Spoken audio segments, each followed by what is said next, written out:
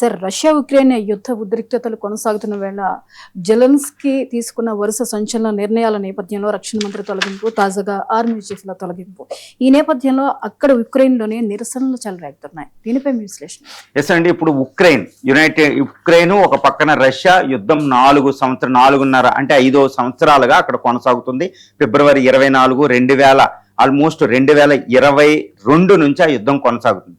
ఇప్పుడు ఉక్రెయిన్లో ఏంటంటే ప్రజల తిరుగుబాటు అనేది ఈ యుద్ధంలో ఒక కీలక పరిణామంగా మనం చెప్పుకోవచ్చు. ఇప్పుడు దాకా ఏంటంటే జెలెన్స్కీ ముందు ఉండి ఉక్రెయిన్ ఎన్ని కష్టాల్లో ఉన్నాయి, ఇటు నాటో సపోర్ట్ తీసుకుంటూ ఇటు పుతిన్ చాలా మైటీ సూపర్ పవర్, మార్మిడి సూపర్ పవర్ అనే రష్యాతో పోరాడుతుంది.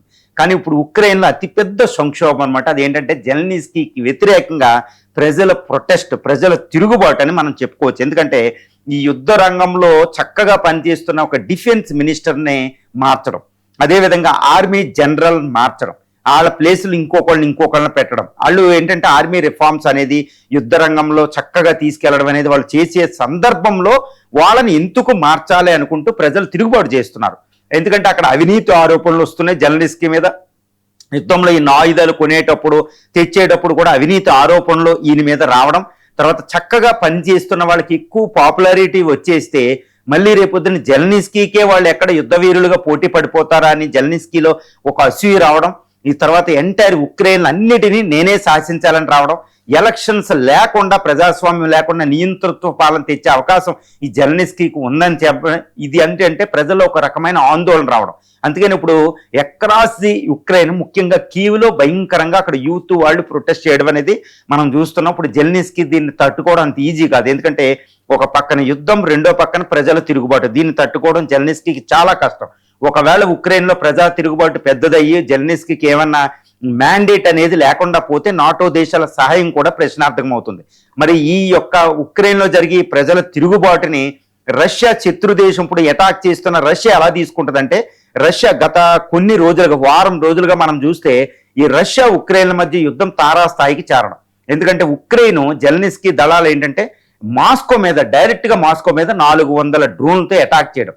ఇప్పుడు రష్యాలో చూస్తున్న ఆయిల్ రిఫైనరీని, సివిల్ ఇన్ఫ్రాస్ట్రక్చర్, ఎయిర్పోర్ట్లు, ఈ యొక్క కార్యాలయాలని అటాక్ చేయడం మనం చూస్తున్నామట. అంటే ఉక్రెయిన్ దాడి అనేది చాలా పటిష్టంగా దాడి జరిగింది. ఇది రష్యా ఇబ్బంది పడింది కూడా. ఎందుకంటే అక్కడ ఆయిల్ పెట్రోలు, డీజిల్ అయిపోవడం, తర్వాత ఉక్రెయిన్లో కూడా ఎయిర్ డిఫెన్స్ సిస్టమ్ని యాక్టివేట్ చేయడం, ఇది రష్యా యొక్క పుతిన్కే కాస్త ఇబ్బందికరంగా మారింది. అంత పటిష్టమైన దాడులు ఉక్రెయిన్ చేయడం జరిగింది. దానికి ప్రతిస్పందనగా రష్యా వెంటనే మొత్తం భయంకరమైన దాడులు అనమాట. వందలాది మిసైల్స్ని, వేలాది డ్రోన్లు, ఒకే అంటే 5 గంటల వ్యవధిలో 1000 డ్రోన్లు అది ప్రయోగించడం మనం చూస్తున్నాం. కీవ్ మీద అటాక్, అంటే ఉక్రెయిన్ రాజధాని మీద అటాక్ చేసింది. అంటే జెలెన్స్కీ దళాల్లో కాస్త ఐక్యత లోపించి జెలెన్స్కీ మీద తిరుగుబాటుని రష్యా తన అడ్వాంటేజ్గా తీసుకుందనేది మనం చెప్పవచ్చు అనమాట. అంటే ఉక్రెయిన్లో ఇది ఈ ప్రాబ్లం తిరుగుబాటుని రష్యా చాలా అవకాశంగా తీసుకుంటుంది. ఎందుకంటే ఉక్రెయిన్లో ప్రజల తిరుగుబాటు అంటే అది కేవలం జెలెన్స్కీ చేస్తున్న యుద్ధ విధానం మీద కూడా అయి ఉండొచ్చు. ఎందుకంటే శాంతి చర్చలకు వెళ్లకుండా రష్యాతో పోట్లాడడం అనేది ఉక్రెయిన్స్కి అంత ఇష్టం లేదు. ఎందుకంటే ఉక్రెయిన్లో ఆల్మోస్ట్ 30% రష్యన్ భాష మాట్లాడే రష్యన్ జాతులు ఉన్నారన్నమాట. కాబట్టి వాళ్ళకి పుతిన్తో యుద్ధం చేయడం ఏ మాత్రం కూడా ఇష్టం లేదు. కాబట్టి రష్యా సపోర్ట్ కూడా పెరుగుతుందనే ఒక వాదన అనేది అక్కడ వస్తుందన్నమాట. అదే అతి పెద్దగా మనం చెప్పుకోవచ్చు. అంటే ఏంటి, రష్యా విజయానికి సుగమం అవుతుంది అని మనం చూడొచ్చు. తర్వాత ఈ యొక్క నాటో దేశాలు కూడా ఉక్రెయిన్కి సహాయం పెంచడం, ఇవన్నీ అంకారా నాటో సమ్మిట్లో దానికి $80 బిలియన్ సహాయం, యుద్ధ సహాయం, ట్రైనింగ్ ఇవ్వడానికి ఇప్పుడు రష్యా చాలా సీరియస్గా తీసుకుని 60 న్యూక్లియర్ సబ్మెరైన్స్తో 900 అణ్వాయుధాలు మోహరింపు పెట్టడం. సో ఇది కూడా అతిపెద్ద ప్రధానమైన చర్చగా చెప్పుకోవచ్చు. ఇప్పుడు జెలెన్స్కీ బలహీన పడడం అనేది రష్యా పుతిన్కి చాలా చాలా ఒక అడ్వాంటేజ్గా చెప్పవచ్చు. ఎందుకంటే పుతిన్ కూడా ఆల్మోస్ట్ ప్రజల్లో అసంతృప్తి ఉంది. కానీ మనం అనుకున్నట్టు ఇప్పుడు రష్యా అనేది మనకు ఫ్రెండ్లీ నేషన్ అయినా అక్కడ నియంతృత్వం ఉంది. ప్రజలు రోడ్ల మీదకి వచ్చి ప్రదర్శన చేసే అవకాశాలు ఈ రష్యాలో ఉండదు. అక్కడ ఒకటే అక్కడ అపోజిషన్ లీడర్లను కూడా జైల్లో పెట్టి చాలా విపరీతమైన హింస ఉంటుందన్నమాట. కాబట్టి పుతిన్కి అక్కడ వ్యతిరేకత లేదు. కాకపోతే ప్రజల్లో మాత్రం పుతిన్ మీద వ్యతిరేకత ఉంది. ఎందుకంటే ఆఫ్టర్ ఆల్ ఒక ఉక్రెయిన్ వెళ్ళి రష్యాని అటాక్ చేయడం అనేది ప్రజలు జీర్ణించుకోలేకపోతున్నారు రష్యాలో అనమాట. అది మరి ఇప్పుడు రష్యా జెలెన్స్కీకి ఏ పనిష్మెంట్ ఇస్తాడనేది మనం చూస్తే ప్రస్తుతం అయితే యుద్ధ వాతావరణం కాస్త చల్లారే అవకాశం ఉంది. యుద్ధం ముగింపు కూడా దశకు వచ్చింది. ఇప్పుడు ఈ అటాకులు జరిగేది, బేరసారాలు జరుగుతున్నాయి. ఇప్పుడు రష్యా ఉక్రెయిన్ల మధ్య ట్రాక్ 2 డిప్లొమసీ కొనసాగుతుంది.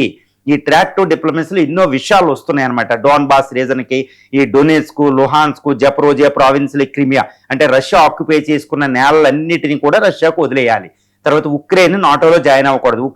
ఉక్రెయిన్లో జెలెన్స్కీ మార్చాలి ఎలక్షన్ పెట్టి.